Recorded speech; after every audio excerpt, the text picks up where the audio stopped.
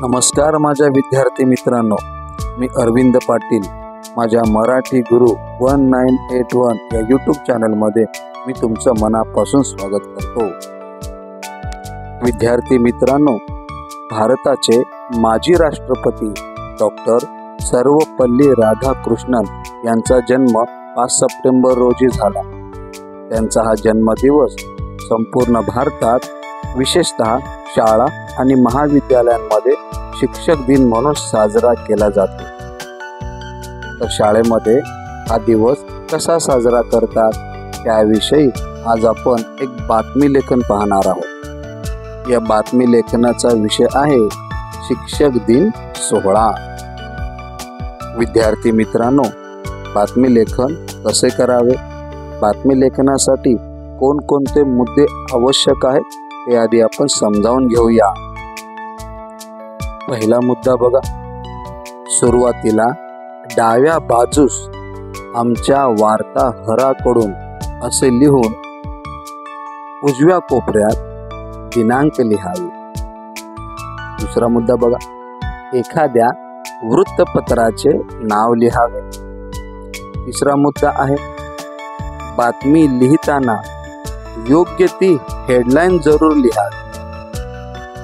चौथा मुद्दा, बातमी 2 किंवा 3 परिच्छेदामध्ये लिहावी. पाचवा मुद्दा आहे बातमीच्या पहिल्या परिच्छेदामध्ये दिनांक, स्थळ, एखाद्या शाळेचे नाव, प्रमुख पाहुणे यांचा उल्लेख असावा. सहावा मुद्दा, बातमीच्या दुसऱ्या परिच्छेदामध्ये प्रमुख पाहुण्यांचे स्वागत, दीप प्रज्वलन, स्पर्धा, मनोरंजनाचे कार्यक्रम, बक्षीस वितरण, शिक्षक विद्यार्थ्यांचे भाषण इत्यादींचा उल्लेख करावा.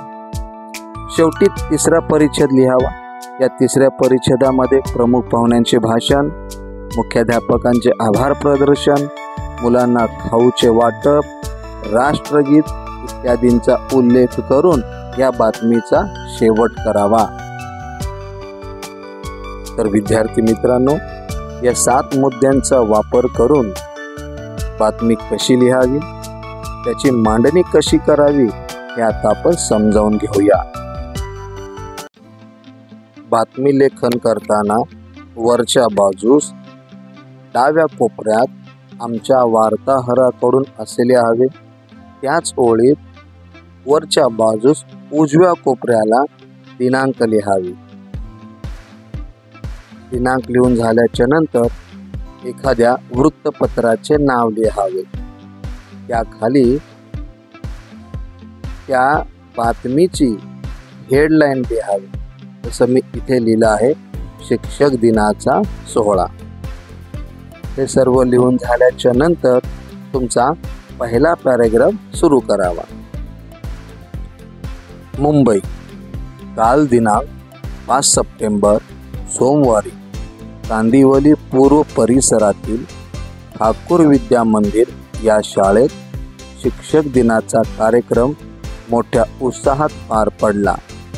या कार्यक्रमास प्रमुख पाहुणे म्हणून सुप्रसिद्ध मराठी कलाकार माननीय श्री नाना पाटेकर उपस्थित होते. विद्यार्थी मित्रांनो, या पहिल्या परिच्छेदामध्ये आपण कोणकोणत्या मुद्द्यांचा समावेश केला आहे ते आधी समजावून घ्या. आपण या पहिल्या परिच्छेदात स्थळ, दिनांक, शाळा आणि प्रमुख पाहुणे या मुद्द्यांचा उल्लेख केला आहे. तुम्हीही दुसरी कोणतीही बातमी लिहिताना पहिल्या परिच्छेदामध्ये या मुद्द्यांचा जरूर वापर करावा. आता दुसरा पॅरेग्राफ कसा लिहिलाय तो बघून घ्या. शाळेतील इयत्ता 10वीच्या मुलांनी शिक्षक बनून इयत्ता 6वी ते 8वीच्या विद्यार्थ्यांना शिकवण्याचा एक वेगळा अनुभव घेतला.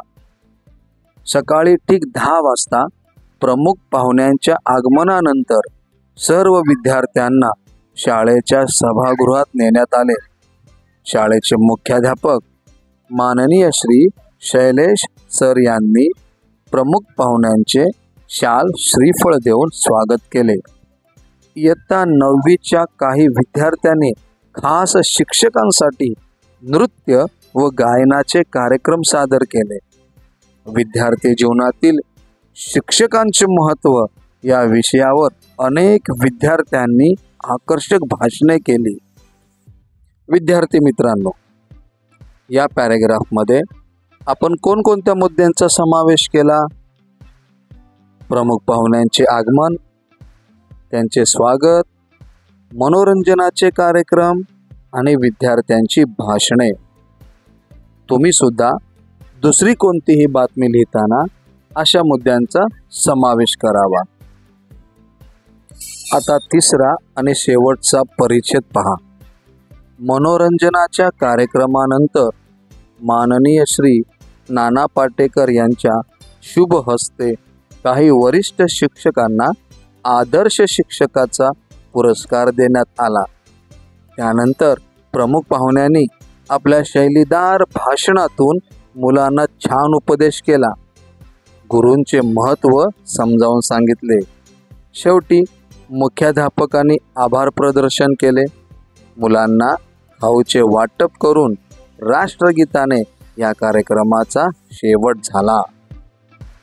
विद्यार्थी मित्रांनो, या तिसऱ्या परिच्छेदामध्ये आपण कोणत्या मुद्द्यांचा समावेश केला आहे? प्रमुख पाहुण्यांचे भाषण, प्रमुख पाहुण्यांच्या हस्ते बक्षीस वितरण, मुख्याध्यापकांचे आभार प्रदर्शन, मुलांना खाऊंचे वाटप आणि राष्ट्रगीताने कार्यक्रमाचा शेवट। अशा पद्धतीने तुम्ही दुसऱ्या बातमीमध्ये मुद्द्यांचा वापर करून बातमी लिहू शकता।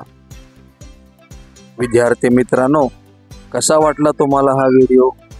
तुम्हाला हा व्हिडिओ आवडल्यास लाईक करा, छान छान कमेंट्स करा, शेअर सुद्धा करा आणि अजूनही जर तुम्ही माझ्या चॅनलला सबस्क्राईब केलं नसेल तर नक्की सबस्क्राईब करा। धन्यवाद।